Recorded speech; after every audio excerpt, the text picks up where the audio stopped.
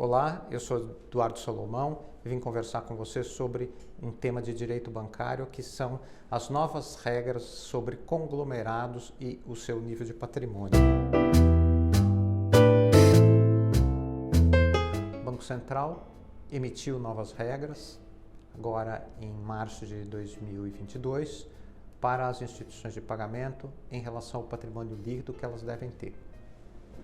Essas regras constam das resoluções 197 a 202. As novas regras seguem a tradição das regras bancárias que vieram do Comitê da Basileia, um comitê de regulação bancária que se reúne desde a década de 70 na cidade suíça deste nome. As regras da Basileia, que agora valem para instituições de pagamento, elas têm alguns princípios básicos. O princípio básico das novas regras é que elas se centram no patrimônio líquido e não mais no capital, como regras anteriores. Ou seja, é levado em conta tudo que a empresa tem, todo o seu ativo, menos o seu passivo. Essa sobra é o que se chama patrimônio líquido ou contas patrimoniais. O segundo princípio é que se leva em conta os conglomerados e não a entidade isolada. Conglomerados é um conceito que se empresta da regulação bancária e que significa a entidade controladora, que deve ser instituição financeira ou de pagamentos, e as entidades controladas por ela, que sejam instituições que trabalham com finanças, com pagamentos ou fundos. O terceiro princípio básico que está nessas regras é que usa-se o processo de consolidação das entidades dentro do conglomerado. O que significa esse processo? Todas as contas dessas entidades são somadas quando de mesma categoria e as contas entre elas, créditos, débitos, são eliminadas, gerando, portanto, a contabilização como se uma grande entidade fosse. Há também um quarto princípio, que é a formação do patrimônio líquido baseado no conceito de risco. Como para a legislação bancária, são separados 4 tipos de risco e sobre cada um se calcula um valor. O risco dos próprios serviços prestados pela entidade, o risco de crédito, que são os riscos relativos a operações em que há um devedor da entidade, que pode, por problemas de liquidez, não pagar, riscos relativos às atividades operacionais, por exemplo, um desfalque, um desvio de recursos, falha generalizada de sistemas que possam causar prejuízos às entidades, também se calcula com base em seus negócios, e o risco de mercado, que é o risco de desvalorização dos ativos da entidade. Nós voltaremos a isso ao ver cada tipo de conglomerado. Feito isso, a regulação divide os conglomerados de que participam em instituições de pagamento em 3 tipos. Os conglomerados do tipo 1 são aqueles com instituição de pagamento, mas liderados por instituição financeira. Os conglomerados do tipo 2 são liderados por instituição de pagamento, mas sem instituição financeira. E os conglomerados do tipo 3 são liderados por instituição de pagamento e com instituição financeira. Para os conglomerados do tipo 1, não há regulação específica emitida agora, porque como o líder é uma instituição financeira, eles vão para as regras relativas às instituições financeiras que estão em outras normas já emitidas há tempos atrás. Então sobram os conglomerados do tipo 2, conglomerados do tipo 3.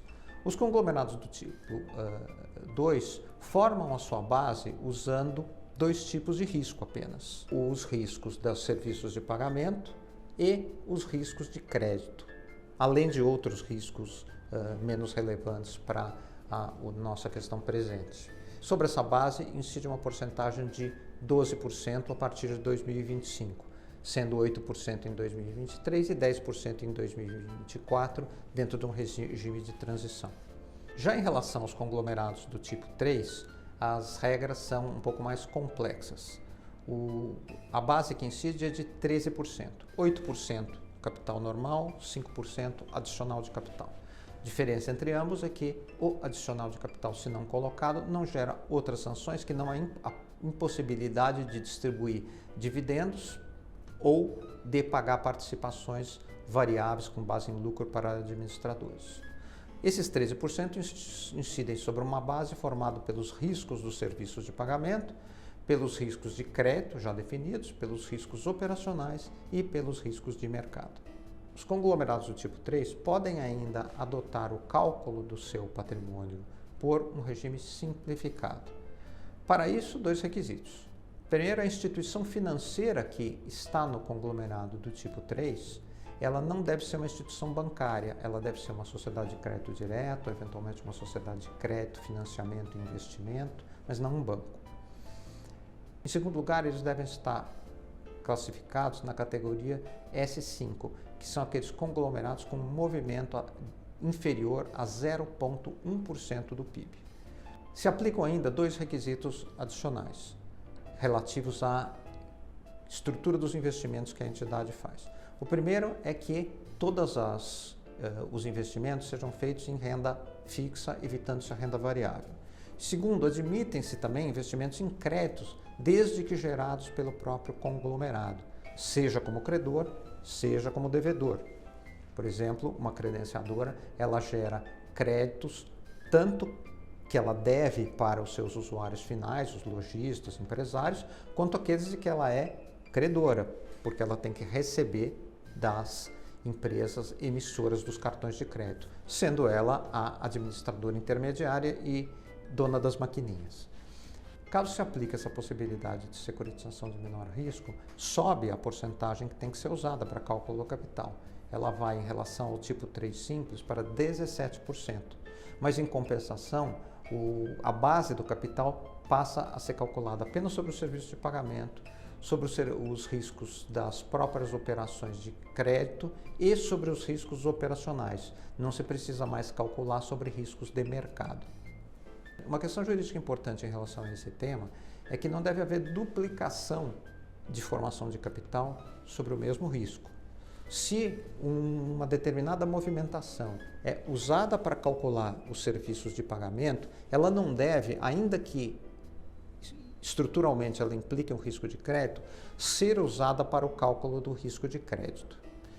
Isso porque nas instituições de pagamento, as operações delas que formalmente implicam risco de crédito, na verdade, são de contingência muito baixa, porque elas têm garantias especiais. Por exemplo, as empresas donas de maquininhas, que são as credenciadoras, um tipo de instituição de pagamento, é verdade que elas têm créditos contra os emissores e é verdade que elas têm débitos para com os seus usuários finais, mas o fato é que todo esse fluxo ele é assegurado contra qualquer tipo de constrição judicial por regras que os isolam disso, que estão contidas na Lei 12.865.